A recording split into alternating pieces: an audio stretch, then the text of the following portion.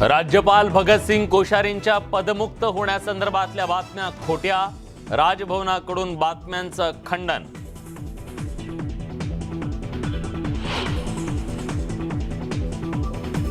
शिवरायांबद्दल काही जण चुकीचं बोलतात तेव्हा तुम्हाला राग का येत नाही?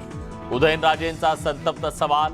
महापुरुषांचा अपमान करणाऱ्यांना देशद्रोहाच्या कायद्यानुसार शिक्षा व्हावी अशी मागणी।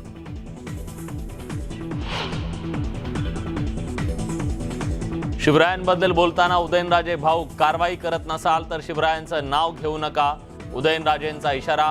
रायगडावर जाऊन भावना व्यक्त करणार असल्याचंही केलं स्पष्ट। अनिल देशमुखांचा मुलगा ऋषिकेश देशमुखला जामीन। 100 कोटीच्या आर्थिक गैरव्यवहार प्रकरणात सत्र न्यायालयाकडून जामीन मंजूर।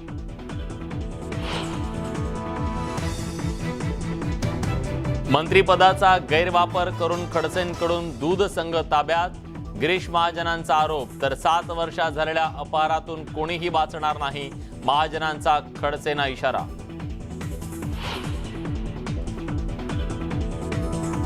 अफजल खान कबरीजवळच्या बेकायदा बांधकाम।